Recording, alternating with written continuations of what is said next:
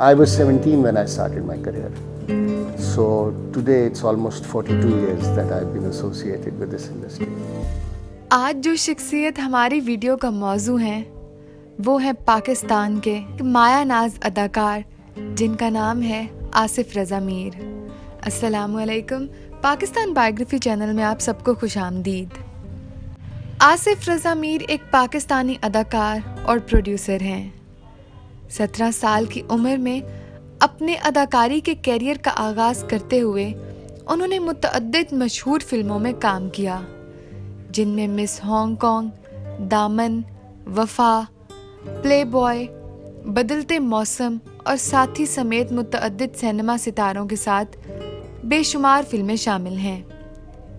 وہ کئی مشہور ٹی وی سیریز جیسے دروازہ، سمندر، تنہائیاں، تان سین، چھوٹی چھوٹی باتیں، روشنی اور عشق گمشدہ میں بھی حصہ لے چکے ہیں۔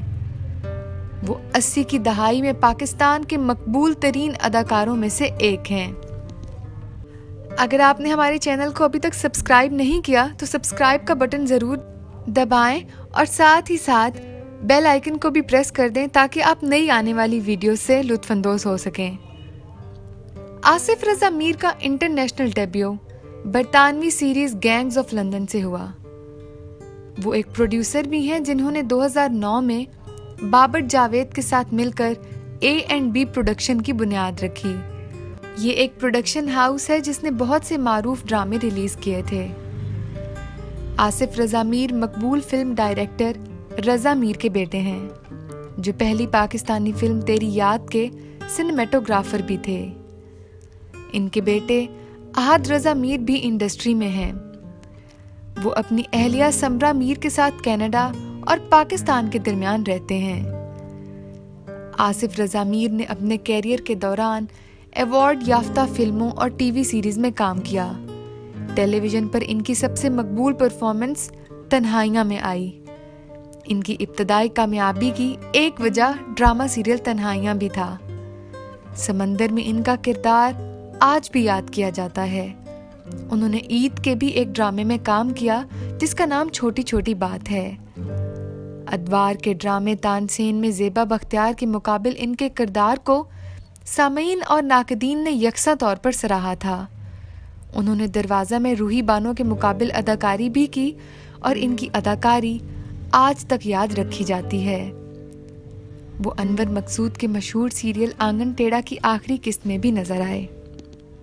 1990 کی دہائی میں جب ان کے بیٹے کینیڈا میں تعلیم حاصل کر رہے تھے تو انہوں نے میڈیا سے ایک مختصر وقفہ لیا، لیکن وہ 2007 میں دوبارہ اسکرین پر واپس آئے۔ اس کے بعد آصف رضا میر نے مختلف مشہور ٹی وی سیریلز میں اداکاری کی۔ انہوں نے پروڈکشن میں بھی قدم رکھا اور حالیہ دنوں میں ہٹ شوز بھی پیش کیے ہیں۔ آصف رضا میر کا انٹرنیشنل ڈیبیو، جس کے بارے میں ہم پہلے بھی بات کر چکے ہیں، کہ برطانوی سیریز گینگز آف لندن سے ہوا تھا۔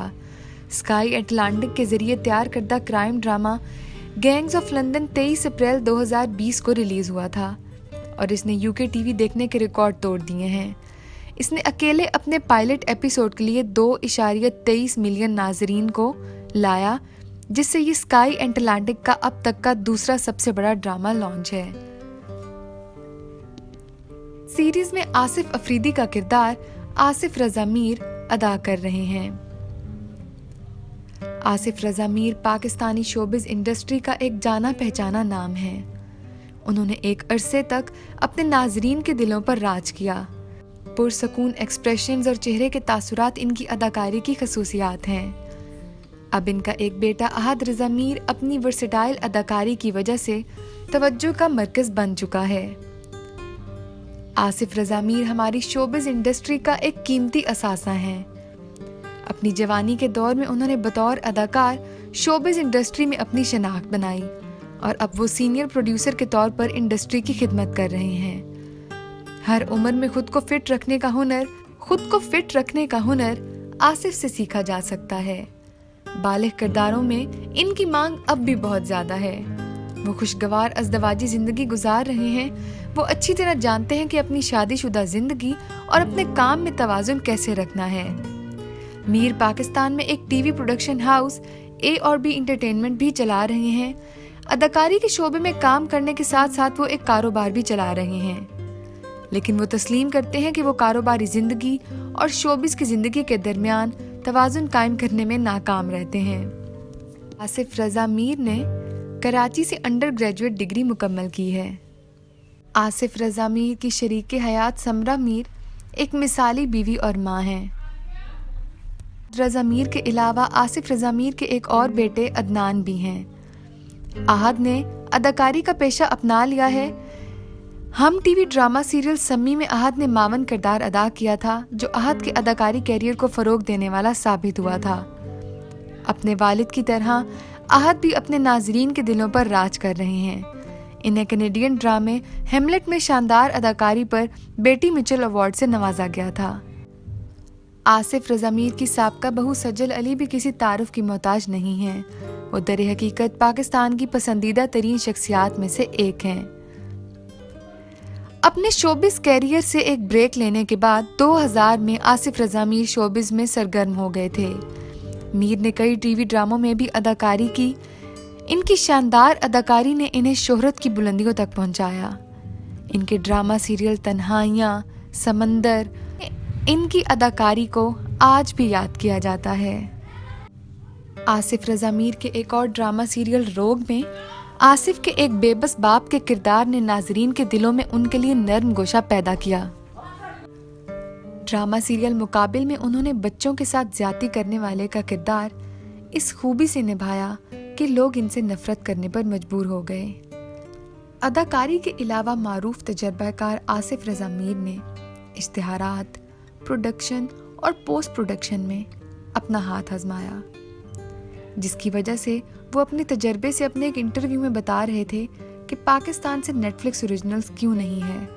डिजिटल मीडिया प्लेटफॉर्म वीकास्ट के साथ एक इंटरव्यू में मीर ने पाकिस्तानी मवाद को बैनुल अक़वामी सतह पर पजीराई ना मिलने और हमारे फिल्म साजों के OTT कोड को क्रैक ना करने की वजूहात के बारे में तफसील से बताया। वो कहने लगे कि आपके ख्याल में इंडिया जो अब अमेज़न और नेटफ्लिक्स के लिए मवाद फराहम कर रहा है, फिल्म से इन प्लेटफॉर्म्स पर मुंतकिल हुआ। इन प्लेटफॉर्म्स पर कोई असल मवाद नहीं चलाया। मीर ने सवाल किया, ये मवाद की कमी की वजह से नहीं है, ये मवाद के म्यार की वजह से है।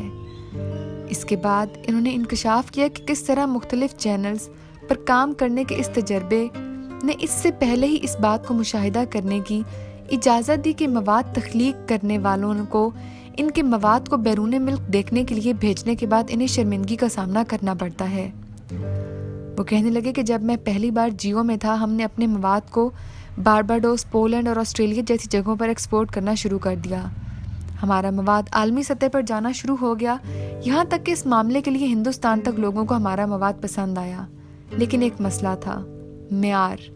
जब हम हरीफ नहीं देखते और मवाजना नहीं करते तो हम सोचेंगे कि हमारा मवाद बहुत अच्छा है, लेकिन ऐसा नहीं है। ये तकनीकी तौर पर बहुत अच्छा नहीं है। जहाँ तक तसव्वुर का ताल्लुक है, ये खूबसूरत, ज़बरदस्त परफॉर्मेंस, बेहतरीन डायरेक्शन, लेकिन तकनीकी तौर पर बेकार।